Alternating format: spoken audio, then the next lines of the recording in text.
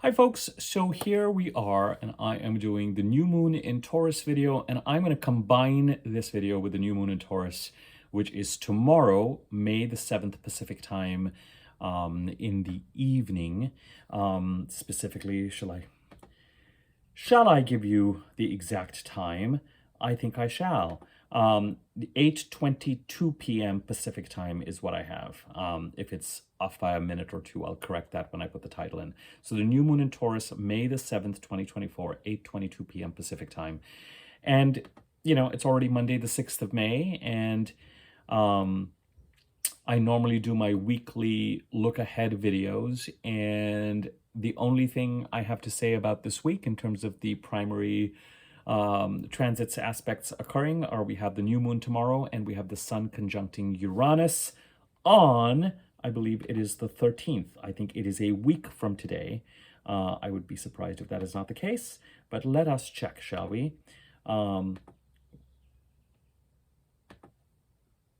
Give me a second. Give me a second. Yes, May the 13th, sun conjuncts Uranus. And technically, the only thing I have to say about this new moon in Taurus is that it's conjunct Uranus. Of course, that's not the only thing I need to say, but that is the only aspect we need to discuss.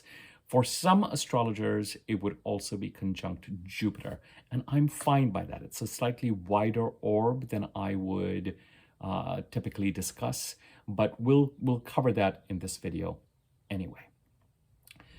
The transits through Taurus at this point in time are really quite regular and normal. They are not as unusual as, for example, when the planets move into the sign of Gemini closer to the end of the month. Because when the planets get ready to leave Taurus and enter Gemini, the Sun and Mercury and Venus do so really close together with Jupiter. So it's like this, another sort of parade, another entry of planets into Gemini, sort of, and they're all coming in with Jupiter. And that's a significant shift. That's a significant transit. And we'll, of course, as we head towards the middle of May, I'll start to cover all of that.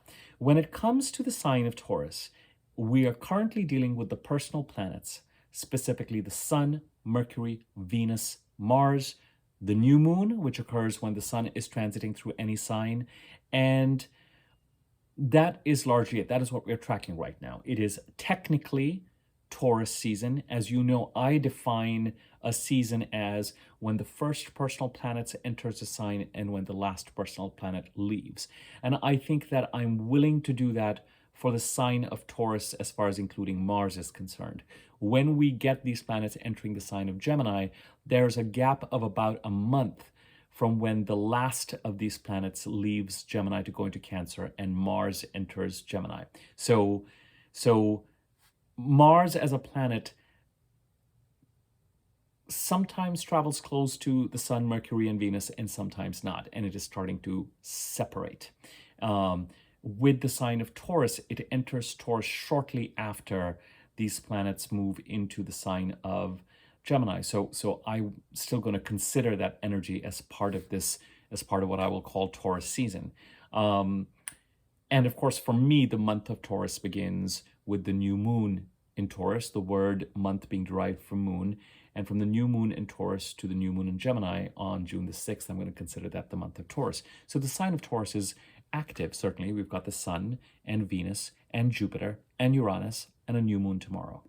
And we have just come off of the big aspect of 2024, which is Jupiter conjuncting Uranus in the sign of Taurus on April the 20th. It is May the 6th. And while Jupiter has now conjuncted Uranus and is moving further forward, it moves faster than Uranus, it's closer to us than Uranus, and on the 25th of May, it'll move into Gemini to spend 13 months there. It's still close enough to Uranus, as I said, that new moon that is conjunct Uranus can be considered conjunct Jupiter as well. So the new moon picks up from this Jupiter-Uranus conjunction and places the action and the activity related to it on a more mundane level. Jupiter has been in the sign of Taurus since last May 2023. Wherever Jupiter goes, it's the end of a 12-13-year cycle and a start of a 12-13-year cycle, which at this point in time, I think takes us to about 2011, 2012. That was the last time, especially 2011, we had this transit occur in the sign of Taurus, Jupiter transiting Taurus. We had Jupiter conjuncting Uranus at the end of 2010, beginning of 2011. Actually, Jupiter was last in Taurus in 2012. Late 2011, 2012. It split its time.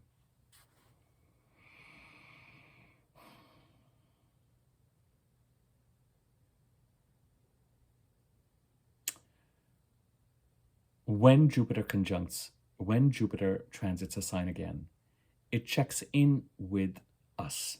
With Jupiter and Saturn, it's a much more co-creative energy. And the purpose of a Jupiter transit over the course of a 12-13-year cycle and ending a 12-13-year cycle and starting a 12-13-year cycle is Jupiter, much like the North Node, is an expansive influence. And it asks us if we are on the right path in whichever part of the chart it is transiting. And right now we're talking about the house in your birth chart occupied by the sign of Taurus.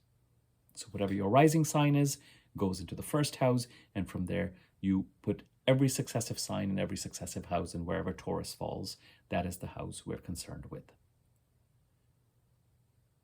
I use the whole sign system, WHOLE, so I place the entire sign in the entire house.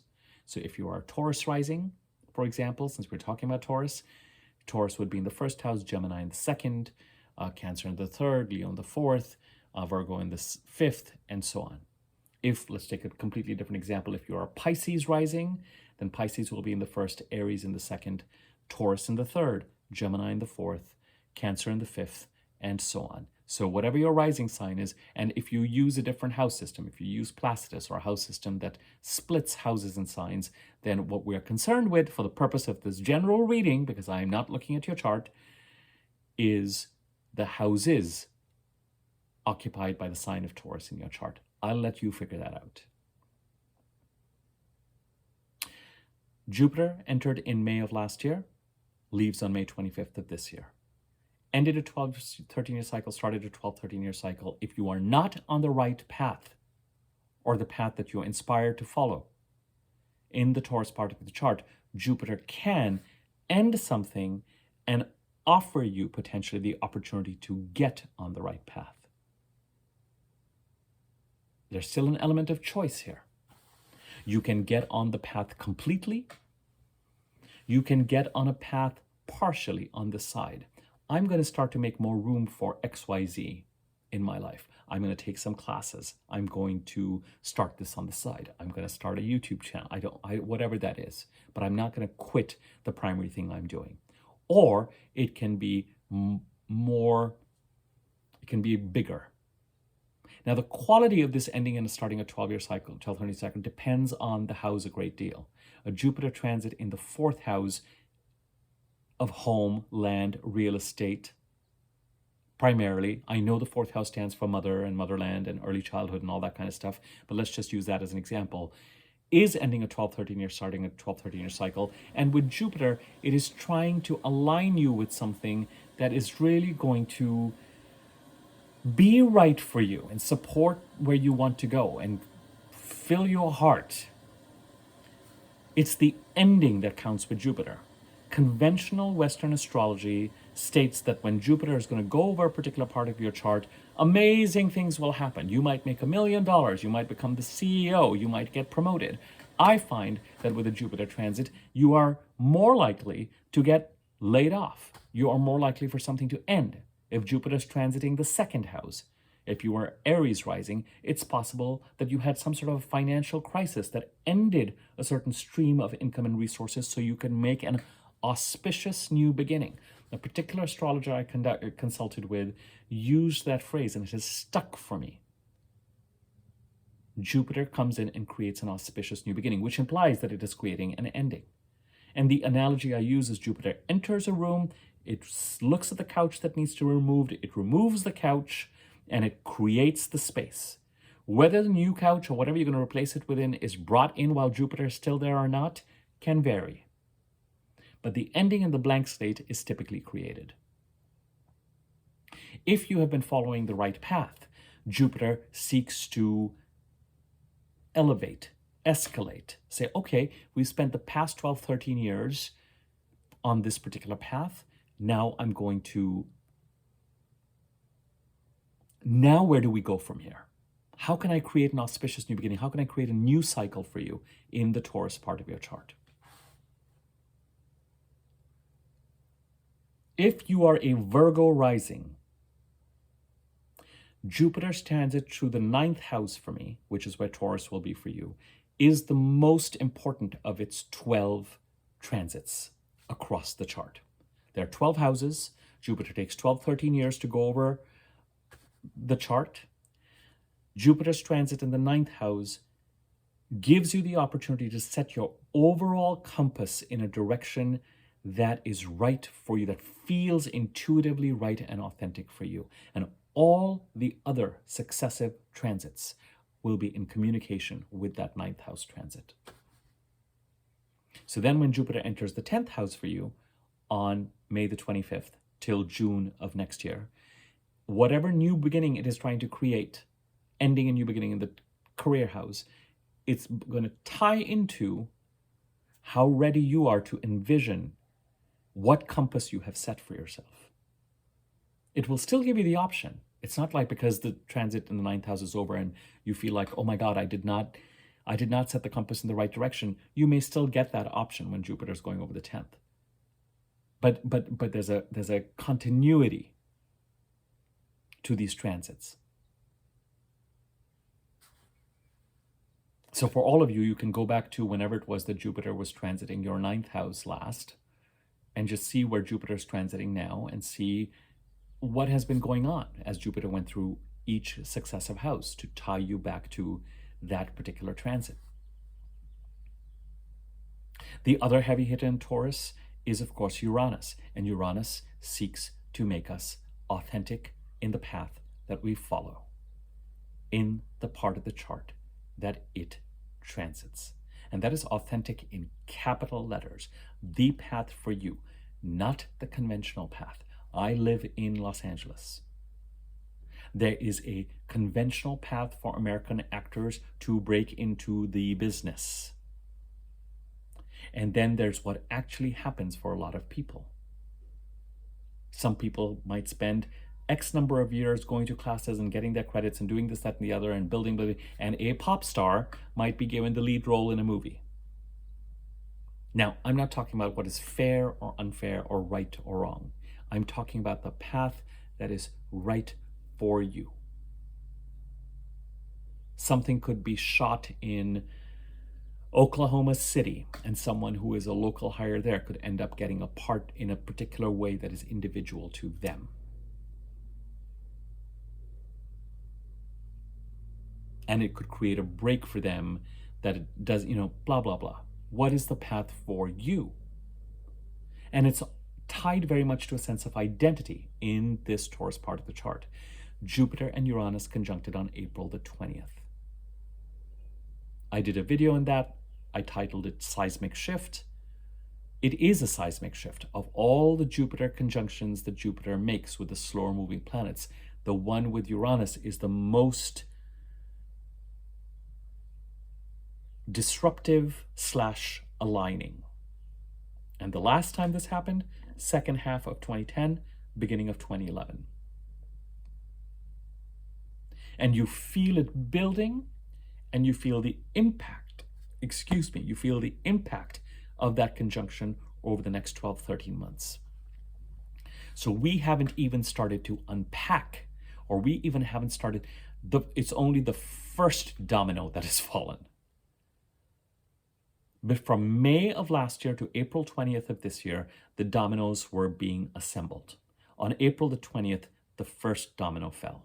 And now we are, over the course of the next 12, 13 months, going to see all those dominoes fall to, and it is in overall disruption. But wherever Taurus sits in your chart, it is seeking to this year create an overall new beginning, new 12, 13-year cycle that is places you in it launches you into a more authentic sphere for you, but also it's not just the next 12, 13 years. With Uranus, this is the transit that Jupiter and Uranus are going to make in the sign of Taurus, I would imagine, for most of us in our lifetime. The next conjunction for Jupiter and Uranus is 12, 13 years from now in the sign of Cancer. I'm pretty sure. That is the backdrop. Well, part of the backdrop. In the beginning of the year and at the end of last year, as planets were trining the sign of Capricorn, planets were going over the sign of Capricorn, and Pluto was still in Capricorn till January the 20th.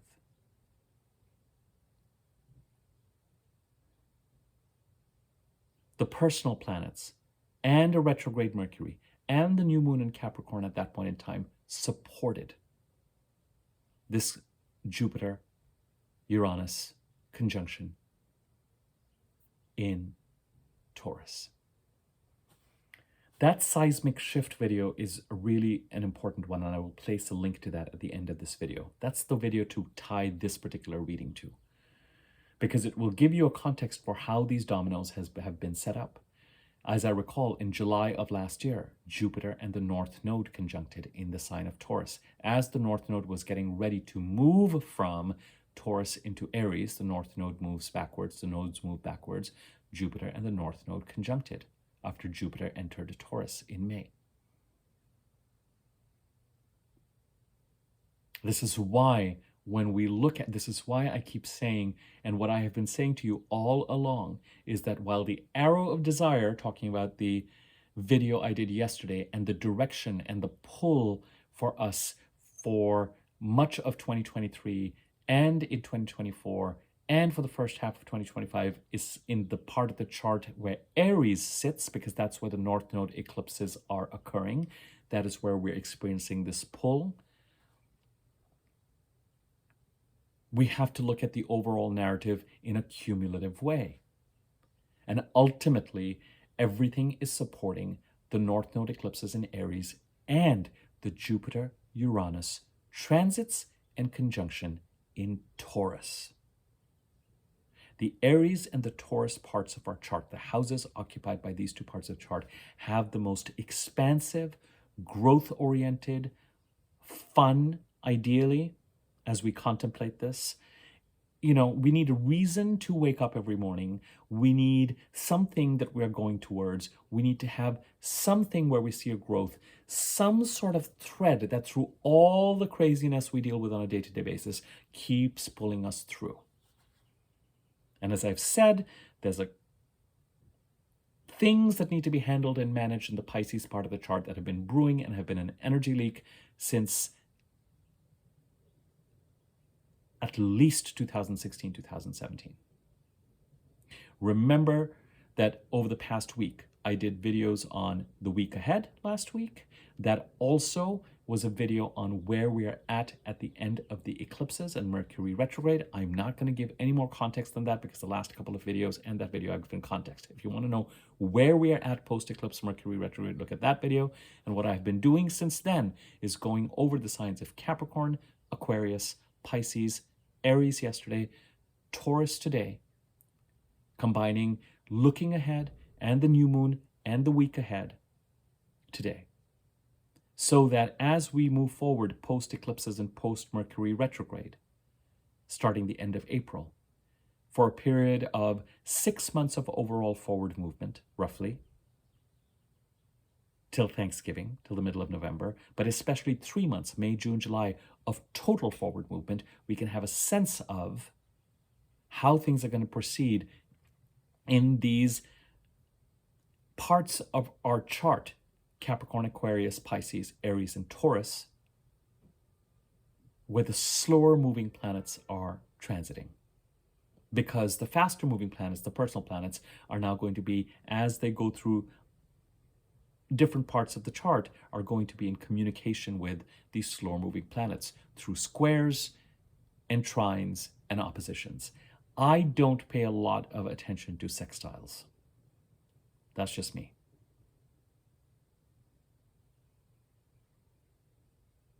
So Jupiter, since last May, starting a 12, 13-year cycle. Uranus in Taurus right now. Uranus, for those of you who are interested, has been in Taurus since May 2018 and will be in Taurus till April 2026. Significant changes in the slower moving planets in 2025 and 2026, especially 2026. 2026, Uranus finally moves into Gemini, and Saturn and Neptune finally move into Aries.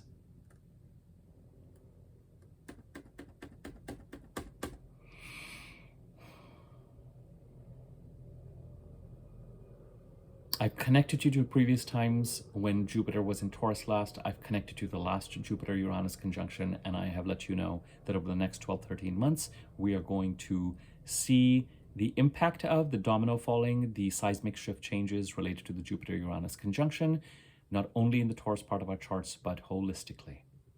I've let you know what Jupiter stands for. I've let you know what Uranus stands for. I've let you know where to go in my videos if you want to know where we are at this point in time in 2024 post eclipses and post Mercury retrograde. And I have let you know that as far as all these planetary transits are concerned, that the two parts of the chart that have a sense of forward movement and pull that is enlivening, that needs our attention, that is opening for us like a bud opening into a flower, is the Aries and the Taurus part of the chart. And somewhere there could very well be a strong connection between what is occurring in both these parts of the chart. The last of the Taurus North Node eclipses was only in October 2023, not that long ago.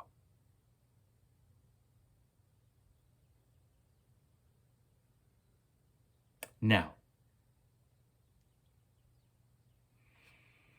we have to place the personal planets' transits through Taurus and the new moon in Taurus in this context, particularly because the new moon in Taurus is conjunct Uranus. The new moon in Taurus is not happening in the first 15 degrees of Taurus. It is happening in, to be specific, it is happening in the 18th degree, roughly, of Taurus.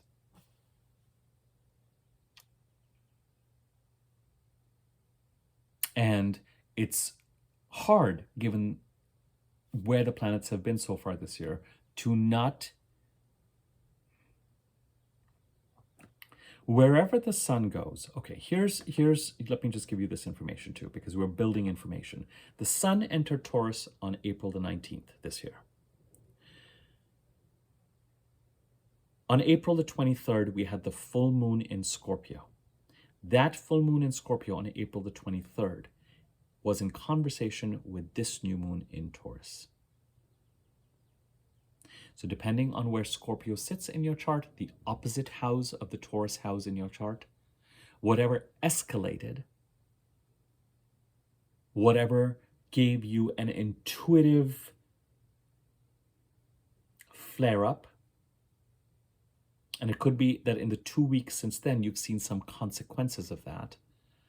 The new moon in Taurus tomorrow will pick that up and create a set of openings and activities and actions in the sign of Taurus over the next month till June the 6th, so that it can respond or be in partnership with that full moon in Scorpio on April the 23rd.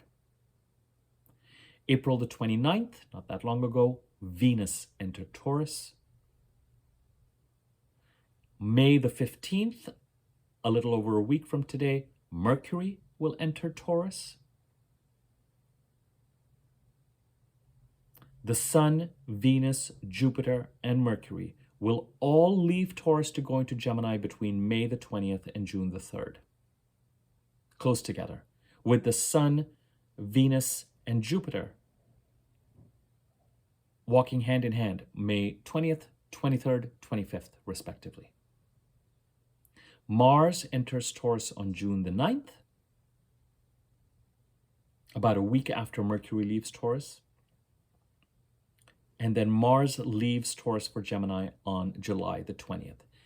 For me, Taurus season began on April the 19th and ends on July the 20th. At any given time, there can be multiple seasons in our chart that are active. Aries season, for me, is going to continue till June the 9th, for example, while Taurus season is continuing. And by that time, Gemini season will start as well.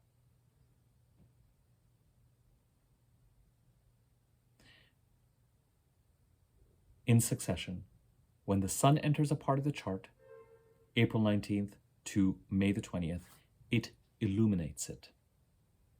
It's an internal awareness. It's an annual review of that part of the chart, in my opinion. All the nooks and crannies, all the dust bunnies, our solar self, our internal, most conscious self, that part of us that is most connected to source, that is most knowing, that can operate without being connected to our minds.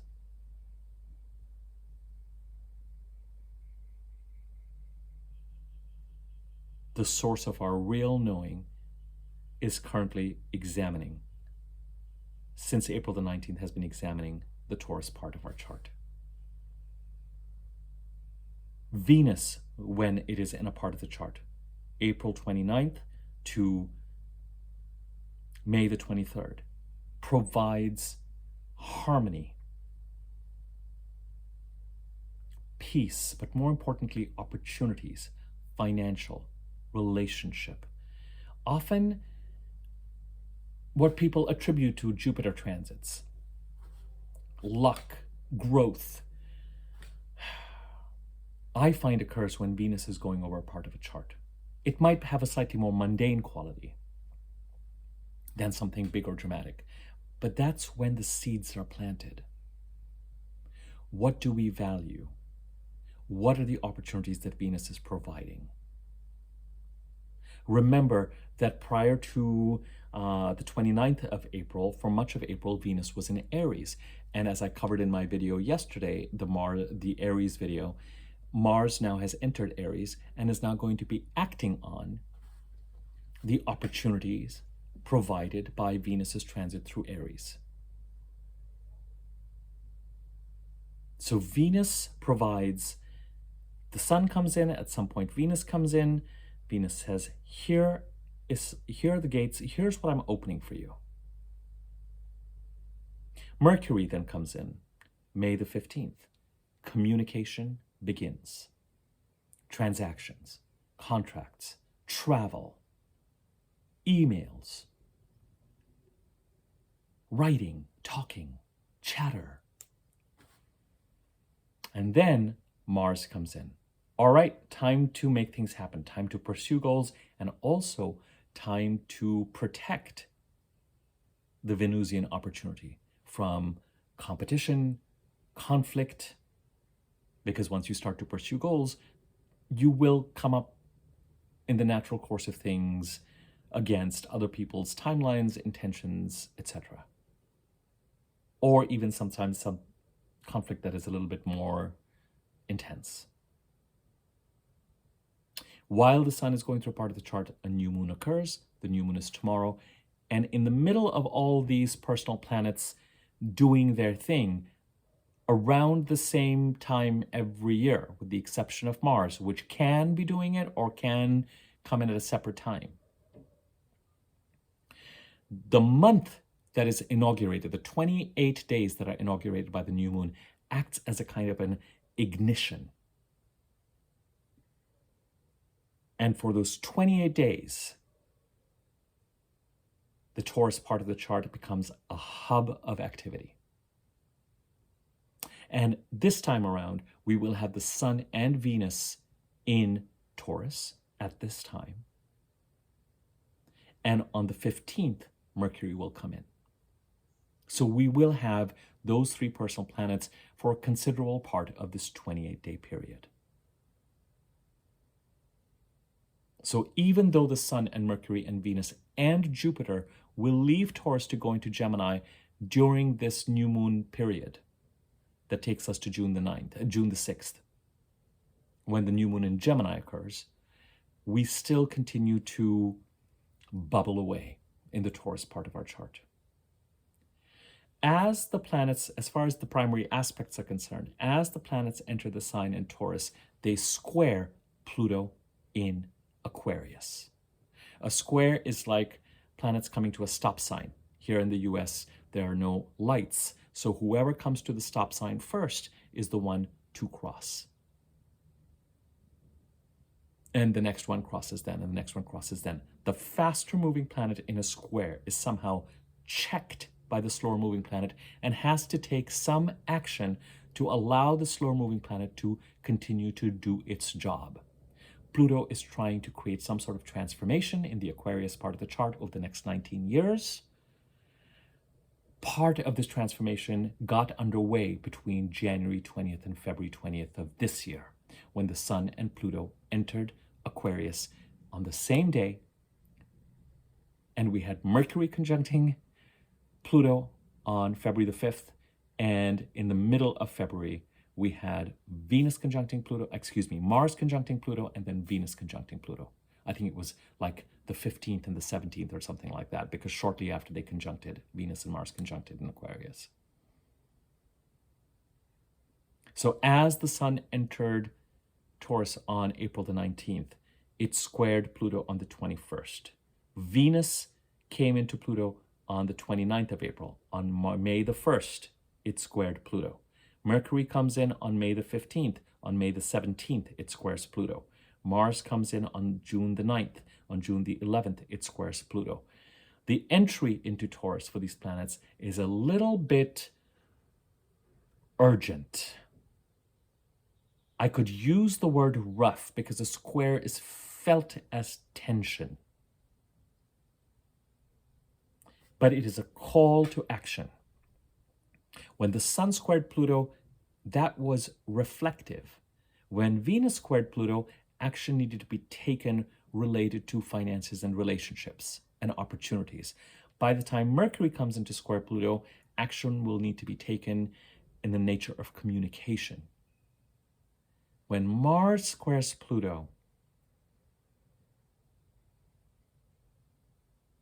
Mars-Pluto aspects are notoriously and justifiably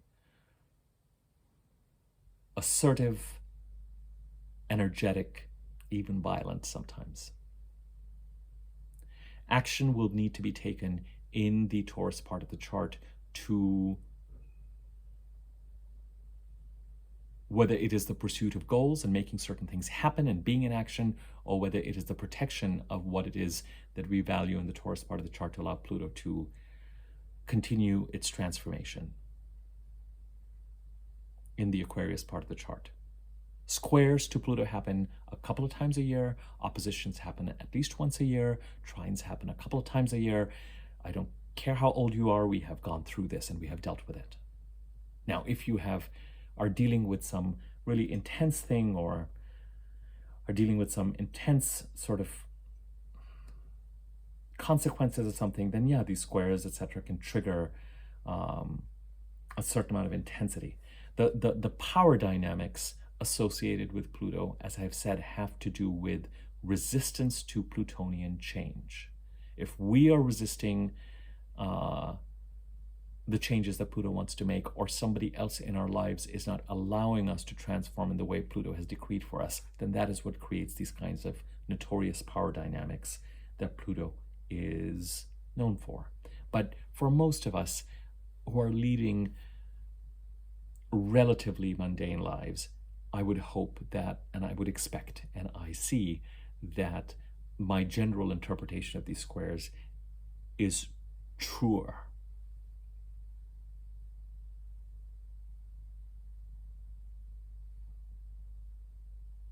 As the planets continue to move through the sign of Taurus, there's two other aspects that they're going to make.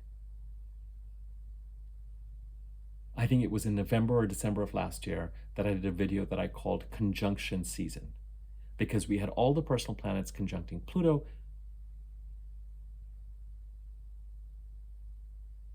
then Saturn, then Neptune, then the North Node, then Chiron, or Chiron and the North Node, depending on when they were doing this, and then Jupiter and Uranus in the signs from Capricorn to Taurus. So now we're going to see these last two conjunctions being made by the Sun, Mercury, Venus, and Mars.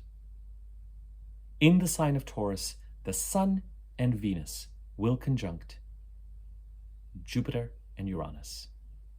By the time Mercury and Mars are ready to make these conjunctions, those planets will be in Gemini. The Venus-Jupiter conjunction that occurs every year is considered, especially in Western astrology, as this amazing lucky conjunction. I would say, like with anything you read on the internet, I think keep it as an opening. So when someone is like, oh, it's the luckiest day of the year, the luckiest day of the year, the luckiest day of the year, that's not quite, it never shows up that way. I don't understand why people keep posting that when you don't see evidence for it. But it's still a lovely aspect. It's still a lovely aspect. But it is an aspect that is about endings and new beginnings and growth and opportunities. The new moon is conjunct Uranus, so it is an ignition on a more mundane level of the Jupiter-Uranus conjunction on April the 20th, 21st. I expect that we will start to see the next domino fall and maybe the next domino fall over the next Taurus month. We are currently in the dark of the moon. We might be a little bit dreamy, a little bit reflective. It might be hard for us to do things. We might want to sleep. We might want to rest. 24 hours from now, we're going to have the new moon. And I feel the energetic shift of a new moon pretty soon after the new moon. That said, the new moon is still small. So being in action in the way that we are propelled into action during a full moon, the week leading to the full moon, the week after the full moon has a very different quality. That said, life isn't set up so that we just have 1 or 2 productive weeks every 4 weeks. So you're going to have to use what you need to use to motivate you to move forward and get things done after the new moon while the moon is still dark. But it is more energetically active and optimistic. The next 24 hours prior to the new moon may find you a little bit depressed or depleted or worried. The energy is not there. At least after the new moon, the wind gets behind our sails again. As I say, the wave starts to head towards the shore and grows, because 2 weeks from the new moon, there'll be a full moon in Sagittarius on the 23rd that is going to kind of the wave crashing to the shore, and then it'll start to pull back again. Specifically,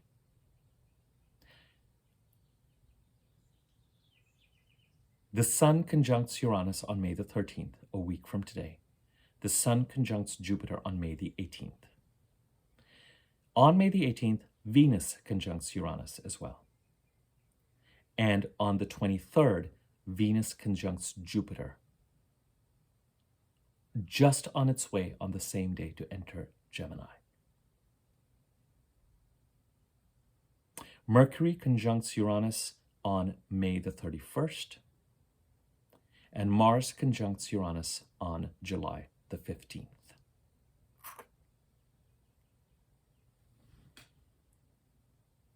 The conversations with Uranus are, what is the right path for me? The conversations with Jupiter are, what are we ending? What are we beginning?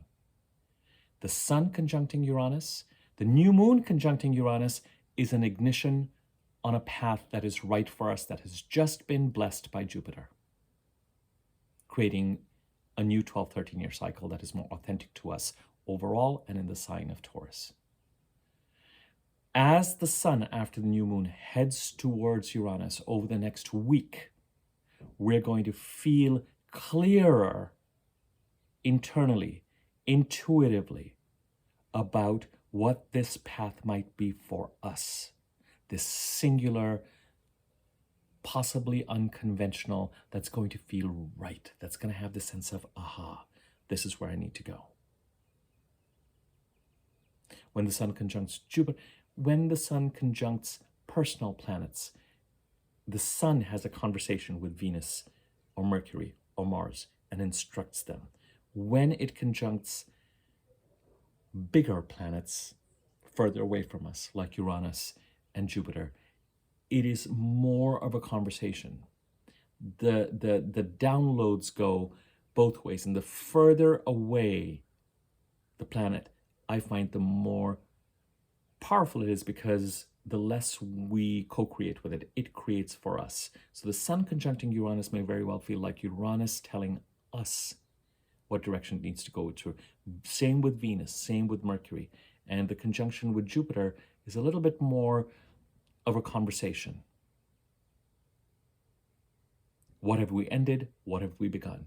What is the nature of this? And the sun and Venus will conjunct Jupiter and Taurus, whereas all four of the personal planets will conjunct Uranus. With the sun, an internal awakening. With Venus, the possibility of an opportunity. So as we head towards May the 18th, it'll be really interesting to see this. That's the day when the sun conjuncts Jupiter, and Venus conjuncts Uranus. Things are kind of heading and escalating towards that day.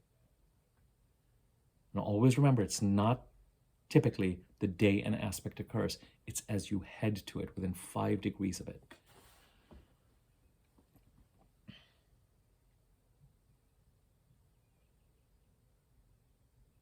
I know that the Jupiter-Uranus conjunction is a little different. That's, as I said, the first domino, and then, but anyway. So while these transits and aspects in the sign of Taurus are relatively mundane, and while the entry into Gemini, for example, is much more exciting, because not only do the personal planets enter the sign of Gemini, and then later on enter the sign of Cancer very close to each other. When they enter Gemini, they enter with Jupiter. And all those planets as they enter Gemini are going to trine Pluto. So the squares set up as the planets enter Taurus reap a potential reward by the time we get to the end of May and beginning of June. Now, when we look at the aspects in the sign of Gemini down the line in the next few weeks, or maybe I might do that video. After this particular video, I'm going to give the videos a little bit of a break, because there's a lot in the last week to digest. I did a video on the week ahead, but also where we at. Welcome to the first day of the rest of your life, which was trying to impart information about where we are at post eclipses in Mercury. I've done a video on Capricorn, Aquarius, Pisces, Aries, this one in Taurus, about what is coming up ahead and what to look out for, and how to orient ourselves as we move ahead for the next 12, 13 months, but especially the next 3 months till August when Mercury goes retrograde again, and then September, October till the middle of November. I've let you know that starting the middle of November till April, it's just one personal planet retrograde after the other. So it's kind of a reshuffle that we go through. And while the next new moon in Aries occurs on March the 29th, both Venus and Mercury are retrograde at that time. I discussed some of this yesterday. I've discussed some of this in these past videos. I kind of want to give everyone time to catch up. And sure enough, the next conversation I need to have is on what is going to happen in the sign of Gemini. And as I've already mentioned, as we enter into June, as we enter past all these Taurus aspects, the Gemini aspects, while they start off in a glorious place with a trine to Pluto, they then become more challenging or more action-oriented or a little bit more stressful as the planets get ready to square Saturn and square Neptune. And Jupiter, over the next 12, 13 months after May the 25th, will square Saturn 3 times. And it's not just Jupiter's transit through Taurus was much more of it conjuncted the North Node, it conjuncted Uranus over the past 13 months. It was much more of I am free to do what I want. Jupiter's transit through Gemini. The Gemini sign is there's a complexity to all these transits, and what the relationship is between the house occupied by Gemini and the house occupied by Pisces in your charts. We'll talk about that later. But if we look at, again, this new moon in Taurus, that is where it fits into the overall narrative.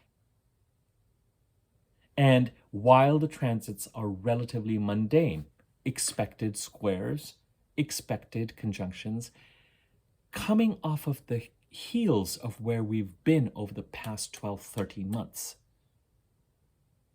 And not just the past 12, 13 months. What am I talking about? We had the North Node eclipses in Taurus active since about August, September 2021.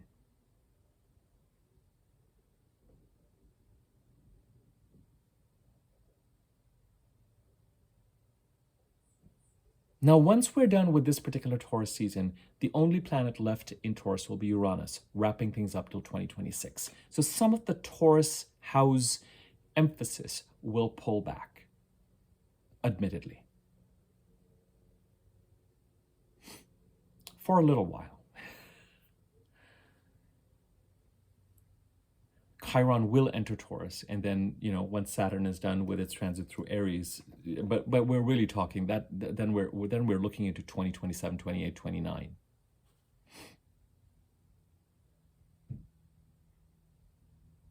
But by the time we get to 25 and 26, some of the focus on the Taurus part of our charts that has been building since 2021, late 2021, will ease off. But this is kind of the grand hurrah. This is the send-off. The last eclipse in Taurus was in October 2023. And between May 20th and 25th, the Sun and Venus take Jupiter by the hand and move it into Gemini, and Mercury follows shortly after. So everything that has been building and culminating in this Jupiter-Uranus on the 20th of April,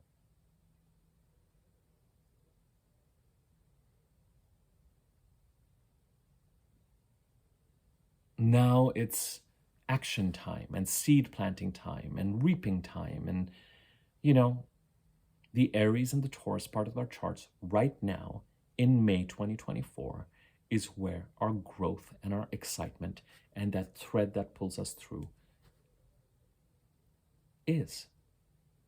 are the Aries and the Taurus parts of the chart. So that's the context for the new moon in Taurus.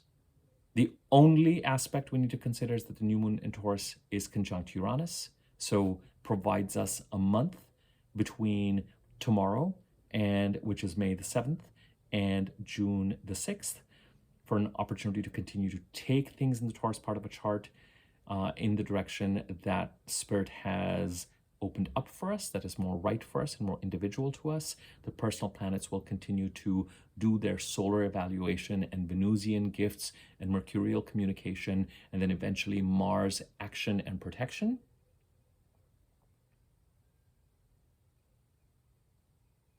There will be a full moon in Taurus later on this year that I really associate in this country with the election. I don't think the election is the same day as the full moon in Taurus or close to it this year. I don't know. November the 15th is the full moon in Taurus. 24 degrees, close enough to this 18-degree new moon point. And I wonder which degree Jupiter and Uranus conjuncted in on April the 20th. Was it around 24 degrees? And that's going to be interesting to check.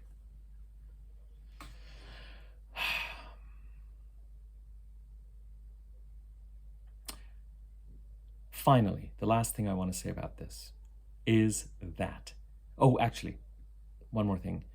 Looking ahead at the week, because this is also a week ahead video, we have the new moon and then we have the Sun conjuncting Uranus a week from now. And they're kind of linked together, right?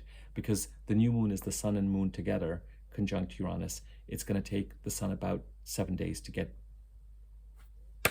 close to Uranus and conjunct it. And so I've already covered what that means, but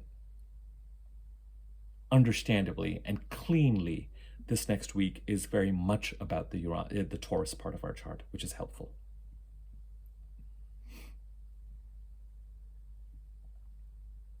As we get into, and anyway, I don't want to confuse the issue. The new moon is ruled by Venus. Venus is in Taurus, a sign that she rules. And the moon and Venus love each other. Venus, they're the two personal planets that are associated with the feminine. The moon seeks contentment, and Venus seeks harmony. That is an interesting thing for me to say anecdotally, but it's not the most relevant thing. The vast majority of the lunations until this one have been disposited and ruled by planets in placements that are edgier. Neptune in Pisces, because Saturn is in Pisces, and we've had lunations in Capricorn and Aquarius, and Pisces. And even when we had the new moon solar eclipse in Pisces, at that time Mars was in Pisces, so we had to look at the rulers of so this is the first lunation in a long time where Neptune in Pisces, for example, is not playing a part in the rulership or the dispositorship. And Venus in Taurus is about openings and opportunities and assistance and luck, financial opportunities, relationship opportunities, other opportunities. As I said, May has a cleaner and more exciting.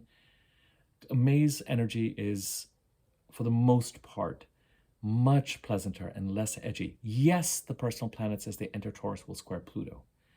And that full moon on the 23rd is really, for the most, quite energized and exciting. I mean, you're opposing, it's coming on the heels of May the 18th, when the Sun and Venus are conjuncting Jupiter and Uranus,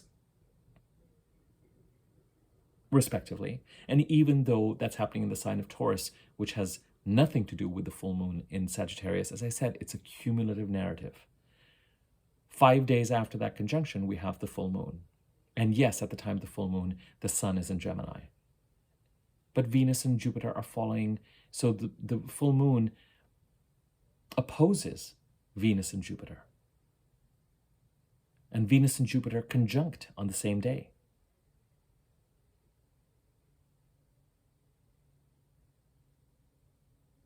In Taurus. And at that point in time, those planets are trining Pluto. These are lovely lunations, and we haven't had something quite like this for a while.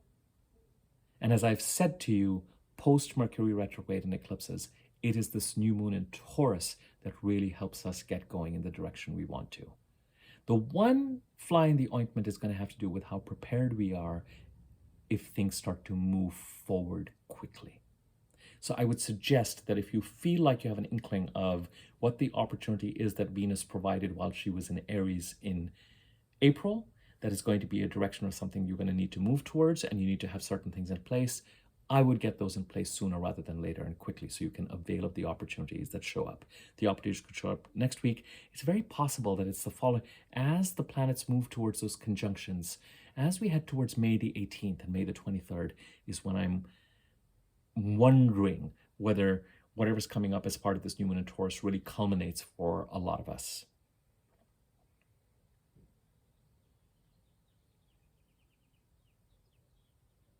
But more to come on that later. If you found this video useful, feel free to tell your friends, share it, bring it to the attention of anyone who you think might benefit from it. If you're interested in doing a personal reading with me, my email address is in the description box below. You can email me there for rates and offerings. I'll give you that information. You can decide if you want to move forward or not. There's a thanks button if you want to contribute to the channel that is now active. Thank you to everyone who responded to my questions about the Hierophant card and closed captions. If you want to see closed caption of the video, you can press the CC button on your end in YouTube, and it should automatically caption whatever I'm saying. I am making it clear what language I'm using, sort of English, United States, when I process the video. Subscribe to my YouTube channel if you have not already, and if you find the content useful. If you are following me on Facebook or Twitter and watching these videos there, over the next couple of months, I'm going to stop posting the videos there. I want to pull all the attention directly into YouTube. So please subscribe to the channel. Next to the subscribe button, there's a bell icon. Above it, there's a wiggly bell. Click on that, and you'll be notified whenever I do new videos. I will leave it at this. I'm going to give you a chance to catch up on the videos that I have posted over the past week. And I would, even though that Welcome to the First Day of Your Rest of Your Life was actually a weekly overview, I would still encourage you, if you want to get a sense of, because it was a kind of it was also like looking ahead of and there was also a video I did on the bird's eye view of the next 12 months or something like that when I was looking at the Capricorn stuff. There's some content there that might be helpful. You don't have to view everything in one go, but it'll give you time. I totally get that there's been so many videos I've done over the past week that there's no way everyone's going to have time to catch up with everything. So I'll give you a little bit of time to catch up on stuff. I also want to spend some time on certain aspects of where I'm at with YouTube to consider some ideas. So I'm gonna still be thinking about the channel, but I'll give a bit of a break. Most of all, we've made it through the eclipses. We're clear about which doors are open or closed and where the opportunity lies in the part of the chart that is parts of the chart that are expansive for us. Some of the astrology in the first half of this year is really exciting. And the Jupiter-Pluto trine, after Jupiter enters Gemini and trines Pluto on June the 2nd, is something to look forward to. And I'll expand on that. And now for the next 3 months, we get to move forward, whatever that means for us. So I hope that with this new moon tomorrow, it does provide you with that ignition. And as the week proceeds, you continue to find and tap into and create the energy to move forward in the direction that you feel you need to and want to. It is a time of action, an inspired action. And keep an eye out on the Pisces part of the chart and take whatever action you need in order to keep it stable. And as these squares to Pluto occur, take action related to the Taurus part of the chart. I mean, we really basically got Mercury coming up in the middle of May, and I'll cover that as we get closer to it, to help Pluto create its transformation in the Aquarius part of the chart. All right, I will leave it at this. Thank you.